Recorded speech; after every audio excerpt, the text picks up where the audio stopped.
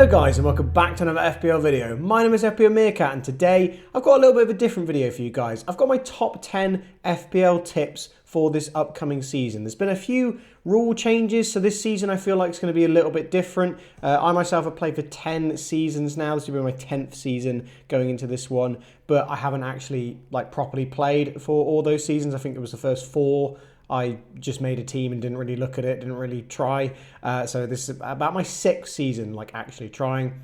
So yeah, I've got 10 tips. I play the game a little bit differently to a lot of the other top managers. So I'm hoping these tips are going to be a little bit different to ones you might have seen about, maybe things you haven't really thought about. And yeah, if you're enjoying the content on the channel, of course, consider subscribing for this season. I'll have videos out every game week is the plan. I am also recovering from a fever that I had this week, so do mind that my voice might be a bit croaky for this one. I'll try to keep these as short as possible. For tip number 1, I've got that preseason doesn't dictate, it only indicates. So what I mean by that is that plenty of teams will have all these preseason games, but they'll be playing very low level opposition. And even if they are playing high opposition, not every player is going to be going fully out. This is only really an indicator of how a team might be. It doesn't dictate how they're going to be. You could have a team that does incredibly well in preseason, but is absolutely shocking when it comes to the beginning of the season. So I would look at the preseason games and give it an indication of maybe a starting lineup, maybe the kind of players you might be interested in, but don't let that dictate all of your decision making. Look at the previous season and look at other seasons as well for performers, for teams, for players that have done really well over plenty of seasons, over a much bigger size of data. And yeah, we only usually see the starting lineup for a team in their last preseason game. So I think that's the most crucial one, to see who's in their starting lineup potentially, the strongest lineup. Maybe all the players are back and we get a good indication. So the Community Shield, that'll be a good indicator of potentially what players we might think are going to start for Man City and Man United. But yeah, I wouldn't let that dictate all of your decision making, because teams are going to be chopping and changing a lot, and they use preseason as a chance to not only experiment but also give minutes to those players who aren't going to get as many during the season. They're fringe players, I guess you'd call them. For tip number 2, I've got covering price points. Now what I mean by price points is in FPL you have what we call premiums, who are the more expensive players in any kind of position. You have the mid-priced players, and then you have the budget options, the cheap ones. I think it's quite important at the start of the season to cover as many of those price points as you can. Now, it's a little bit tricky this season because Haaland is the only premium forward. So you basically have to decide whether you're going to go with Haaland or without, because the drop-off from Haaland to Watkins, who's the second most expensive forward, is 6 million, which is an awful lot of money to try and find to increase Watkins to Haaland. But if you start with Haaland, you can transfer him out and you'll have 6 million in the bank to spend wherever else. So if you design a team that's got, I would ideally want at least one premium midfielder. Doesn't necessarily have to be Salah, but I would have one of the premium midfielders.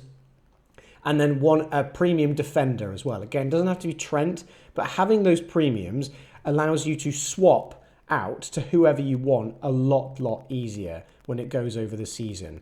So if you've suddenly got there's a lot of 6.5 million midfielders, for example. If one of them becomes very good, if you at least have a 6.5 million midfielder in your team, it makes it a lot easier to swap to them. So you're not having to constantly adjust the structure of your team, which costs even more transfers. So yeah, just try to avoid doing those. Tip number 3, and this is something specifically that I look at, don't underestimate actual stats. As FPL managers, we look a lot at expected goals, expected assists, expected clean sheets. Again, a great indicator of who are the better teams. If they're getting good quality chances, specific players, potential for points, things like that. They are really good indicators of that. That's not what I'm saying. I'm saying don't underestimate actual goals, actual assists, actual clean sheets, because what expected goals and assists, expected data doesn't account for is mindset.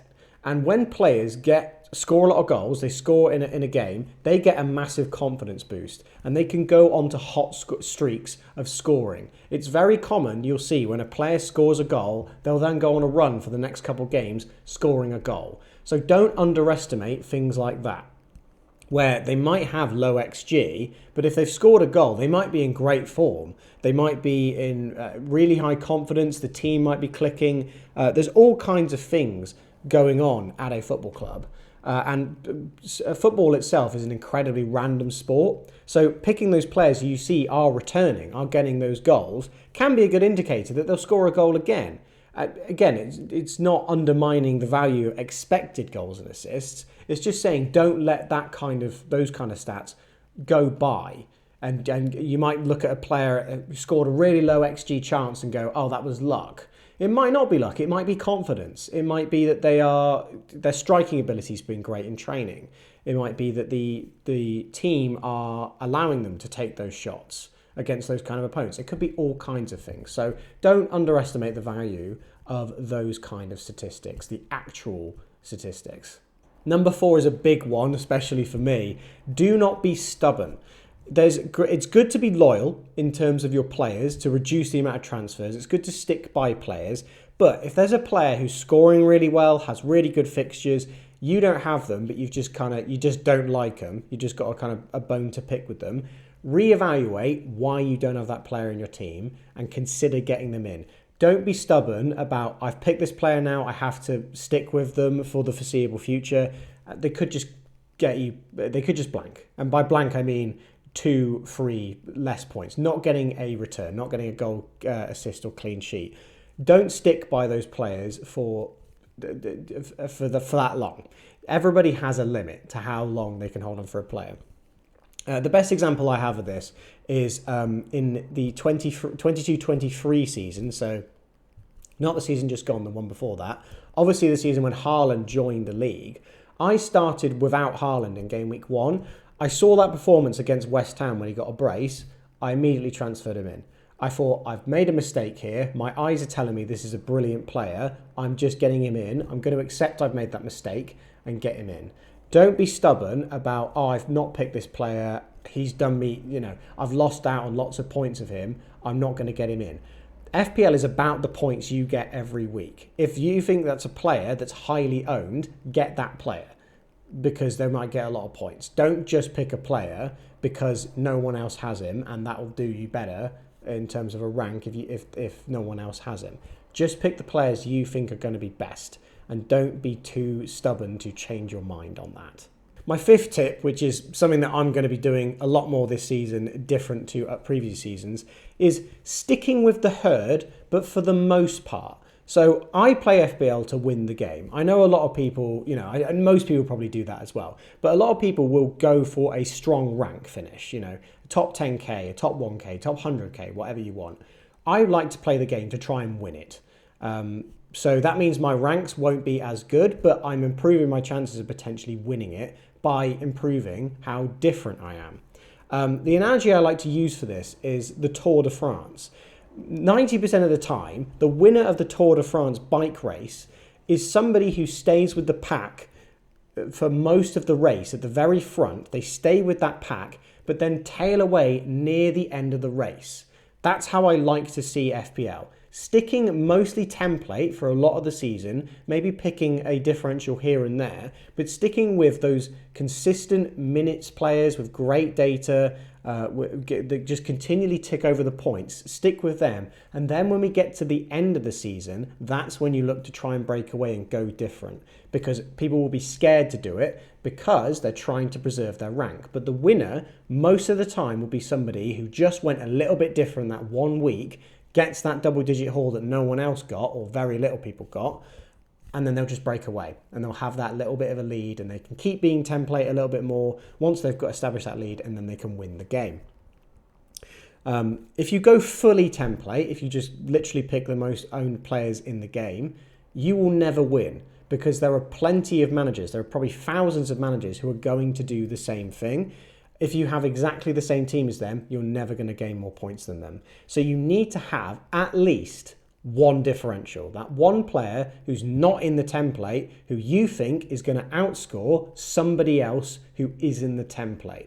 That's how you're going to do it. Because if the template is always going to be the strongest team, then loads of people are going to win the game, and we've never seen that before. So you need to try and identify who that one differential player is and go with them. Stick by it and hope they outscore who the more popular player is in the template to try and get that lead, because those are points that you're going to get that no one else is going to get.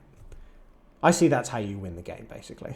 Tip number 6, fixtures create form. Now, you've probably heard that from other people, but I'm going to dive a little bit into what that means. If you're considering getting a transfer, making a transfer for a player, but they have really bad form, they've not scored in the last 4 games, maybe they've got bad expected goal involvement as well. Consider what fixtures they had previously. If you've got a streak of like Man City, Liverpool, Arsenal, and 3 games in a row, there's not a single player who's going to look good after those games. And if they did, then it was very fortunate. But players only look great with form based on the fixtures they just had. Yes, it's okay to capitalise on the form of players when they've had a good set of fixtures and they've continued to have a good set of fixtures. But to win FPL and to do well in the game, you need to predict when that's going to be. So you might have a player who's done really badly, but just come out of a really bad set of fixtures. And then all of a sudden, they've got a great run of fixtures. They might have, they might play a couple of promoted teams. They might play, maybe a Brentford. Again, we don't know who the poor defences are going to be right now. We can only really predict who they're going to be. But it's good to plan ahead and look at the instances when you think a player might do really well. And there are also really great players, your premiums like Saka, Son, Salah, all these kind of players, who can do really well in the bad fixtures. They can score against these teams. So don't be afraid to be a little bit risky with the fixtures, but just consider that just because a player looks out of form on paper, aka they've not scored many points, look at what fixtures they had and consider, are they going to get better because the fixtures are going to get better? They're going to play worse defences, they're going to get more chances, and I'm going to get those points that other people aren't considering because the player is quote-unquote out of form. Number 7, I think, is something that I've not really seen discussed a lot about. People love to have penalty takers in their teams, and rightly so. Having a penalty taker gives you another outlet to get those goals, which are worth the most points in FPL. But some penalty takers are worth considerably more than others. Not every team gets the same amount of penalties every single season, I should say. And they are somewhat predictable. They are a very random element of the game, but you can predict them to some extent. So I hopefully you've got this up on screen. I tried to make a graphic for this. It's a scatter graph of, so on the left-hand side, we've got the amount of penalties a team won last season and the amount of touches they had in the box. Now, as you can see there is some kind of a correlation there, a positive correlation there. As you can see, there are 2 very obvious outliers here. You have Spurs, who had, I think, the 4th highest touches in the box, but only 2 penalties. And Chelsea, who had the 7th highest, but 12 penalties, had considerably more. So they won more at a much higher rate. But the penalty takers, only 2 things matters. How good are they at penalties and how many penalties the team is going to get. Now, in terms of how good of a penalty taker is, any penalty taker is good because they're a designated penalty taker, so they have to be all right at penalties to start off with. And even if a player misses 50% of their penalties, they are still going to be gaining points because you lose 2 points for missing a penalty, but you gain either 4 or 5, depending on the position, and potentially bonus as well. You gain those points for scoring them. So you have to be an astronomically bad penalty taker, like way below 50% conversion rate, for that to be a negative.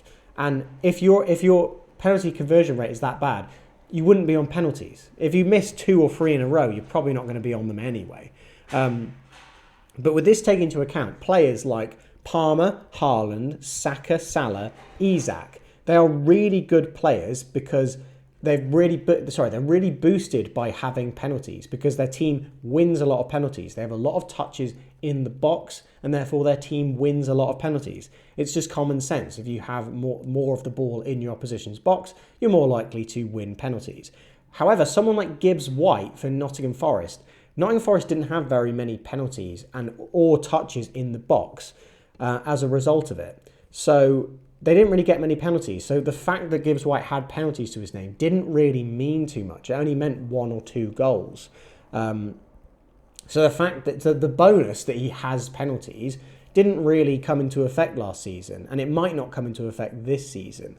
So just because a player is a penalty taker doesn't necessarily mean they are better. They are better than anyone else in their team, because some teams get more penalties. I definitely agree for the top teams, it certainly does. And I'd say for Spurs as well. I think Spurs were very unlucky last season. If Son or I hear Solanke might be joining the club, whichever one has penalties, that is a bonus for them, because Spurs have a lot of touches in the box. They should win more penalties. They were just an anomaly last season, and these things do happen in football. But as you can see, there is some kind of a correlation here. Tip number 8 is a little bit of a controversial take, I would say. Triple captain and bench boost are not that valuable. Don't overthink them. Now, we love to glorify the chips in this game because they are very limited. We don't have many at all. We only get 5 over the season, 2 wildcards. There's also a mystery chip as well, which could be amazing. We have no idea what the mystery chip is going to be. But the triple captain, the bench boost specifically, I don't think are that great. The wildcard and the free hit are really good because wildcard, you can make as many transfers as you want. You can effectively save, I think it's about 50 points or something like that. I don't know. I think 60. 60 is the... well, actually, no. You have 1 free transfer anyway, so it's 56. 56 points you could essentially save if you change your entire team on a wildcard. And a free hit, again, really great for planning. You can just change your entire team for that week and then it reverts back. You can go way different. And that's how you get more points, is by picking different players to get more points. Triple captain and bench boost, I don't think are that great. So let's dive into each one individually. In a regular game week, your score, your own game week score, based on the decisions you make, probably changes, maximum can change by about 20 points every single game week, based on your benching decisions, based on your game week captain. You'd be very unlucky for it to be a greater than 20 point swing, but 20 point I'd say is about the maximum you could expect for your decisions based on your captaincy choice and your benching choices. I've played FPL for 10 seasons and I've never had a bench boost score when I've played it in a double game week. I've never had a bench boost score that outscored some random week that I had previously in the season that somehow got like 30 odd points because I just had a number of players who got a clean sheet or scored a goal. It would have been more optimal to play it then, but what I didn't also consider is that I spent time making transfers and planning for this bench boost and trying to make it as optimum as possible to have all the best defenses to have these games. But when you're bench boosting, now with the current, with the game how it is, most of us play 3 defenders pretty much all the time. So when you bench boost, you gain 1 goalkeeper, 2 defenders, and then an attacker of some kind. So a midfielder or a forward. And bear in mind, that is your 8th attacker. It is your worst attacker for the game week. And then your 2 worst defenders. That is essentially what the bench boost is. And most of the time, you're not going to get it right. Most of the time, you're not going to get those points. So personally, I might give a different approach this season. If you can get a really good bench boost without taking hits with the transfers, maybe you can with the fact you can bank 5 transfers this game week, then go ahead. Make a good bench boost team for a double game week and go for it. But it could also be fine just to get the bench boost over and done with in a game week, maybe a single game week, where your bench just looks really good for that week and you can gain some extra points that week. I don't think the bench boost especially is a team that is worth stressing over and ripping up your entire team to make it good, because most of the time you're spending too many hits to make the bench boost any good, and you could be not spending those hits and just focusing on your team and then leaving the bench as it is and cheap. But just having starting players who might get you something. I just think the potential for the bench boost is always so overplayed in terms of how good it can be, because even if you see a high score on a bench boost, it's most of the time it's normally because they've put players they'd start anyway on the bench, or the starting lineup would have been good anyway because it was in a double game week, which got lots of points. There will be a freak week where the cheap players all do really well. That's obviously the best time to play the bench boost. And in a double game week, it just doubles your odds, doesn't it? It gives you 2 opportunities to do it. But I wouldn't stress about it if you get a poor bench boost score, and I wouldn't worry too much about it. I think it's much better planning your wild card and your free hit, as they are the more effective chips. And then the triple captain's really obvious. You just play it when you think the highest score of the season is going to be. It could be a really obvious double game week. It could just be a single game week, like Haaland outscored both of his double game weeks in single game weeks. Like, it can happen. You just play it, and there's not really much planning that goes into it, because if you think that player would have got the highest score, you would have had them and captained them anyway. It's just the triple captain is when you think your captain is going to do the best out of all your captains. But yeah, I don't think you should stress too much about the triple captain and the bench boost. Don't overthink them. They are not going to get you that many points because, like I said, you can swing about 20 points based on your captaincy decision and your transfers made and your benching every single game week. Triple captain might get you 20 points. That's just the same as the decisions you made every week. So don't overthink it. Tip number 9 is one bad week is just one bad week. That's it, nothing else. Now, it's a bit contradictory to a previous point where I said about not being stubborn and picking players that, if they're in a good streak of form, just get them. Don't be too stubborn to wait for their form to drop or anything like that. A bit contradictory because now I'm saying that, if you've had a bad week, just stick by it. But what I mean is, if you've had a poor score and you go onto Twitter or X and you go and see all these really high scores, you've had a really bad week, don't change your entire team just based on this single week. You might have had a really good game week the previous week. You might have a really good game week the next game week. Football is a completely random sport, and poor FPL points doesn't necessarily mean poor potential for FPL points. You can have an entire 8-point swing from a single miss kick. Your striker could have missed a sitter, and that's the difference between 2 points or 9 based on bonus points. From a single miss kick, it can be that simple.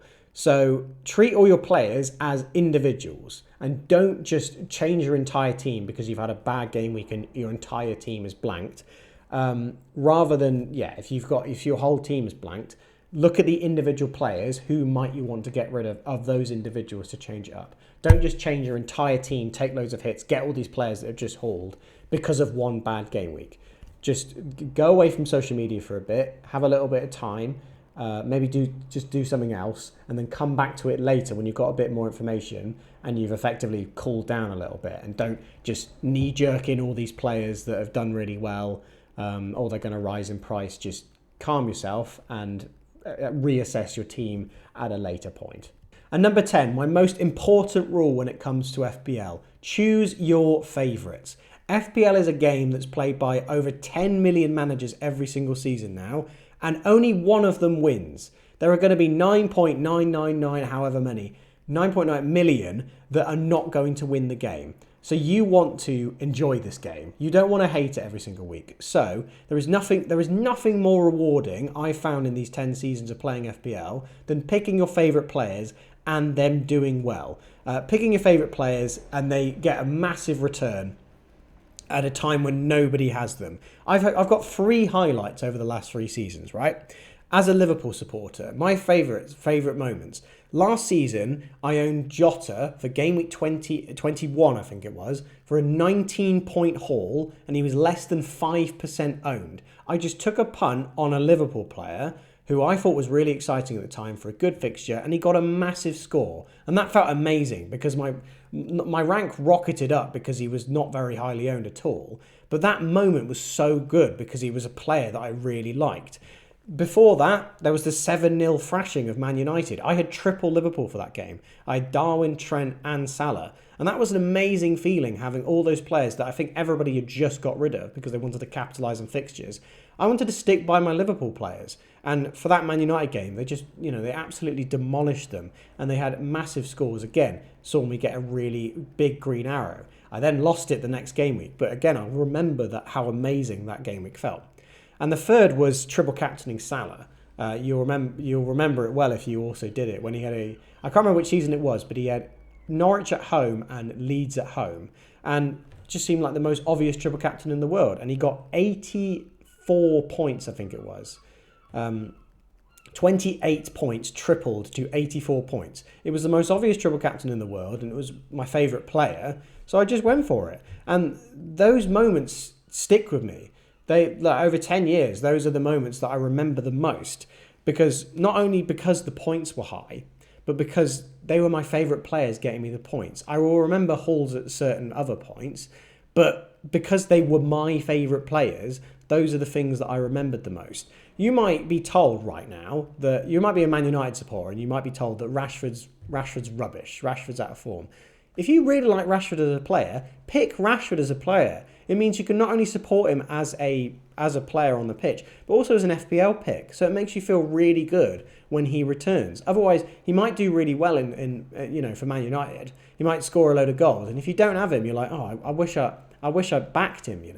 It makes you feel like you're backing your players. And that's how I like to play the game. That's like how I enjoy the game. Again, I don't let that bias me, though. I don't go, that triple up for Liverpool against Man United was just because they had good fixtures previously. I wouldn't have bought free, if I was free hitting that week, I wouldn't have had 3 Liverpool players in for that game week. That was purely luck. But that's how I have my favourite moments, and I'm pretty sure that's how other people would view it. That they picked somebody who no one else was backing, and they did really well. I guarantee you that's what 90% of your favourite FPL moment was having a player that you picked, that you had the idea to have him, not because they were template, because they were different, and no one else believed in them, but you did. So that's my biggest tip, I think. Pick your favourite players. Pick the players that you want to see do well, that you like. And that's going to wrap it up for this video, guys. I hope you've enjoyed. Again, a little bit of a different format. I don't usually do these kind of almost more discussion-based videos rather than team selections or looking at data and stuff like that. So let me know if you've enjoyed, and leave a like if you enjoy this style of content. I've really enjoyed making this video, to be honest. I like just talking about the game and talking about my way of playing it. It might be the same as you, but so it might not be the same as you, is what I'm trying to say. But I feel like it's a little bit different to what you might see everywhere else. I feel like we can all parrot and say a lot of the same things, but I like to think of it a little bit differently. And I hope some of these points, some of these tips have resonated with you somewhat. So I hope you've enjoyed this video, and I'll see you in the next FPL video.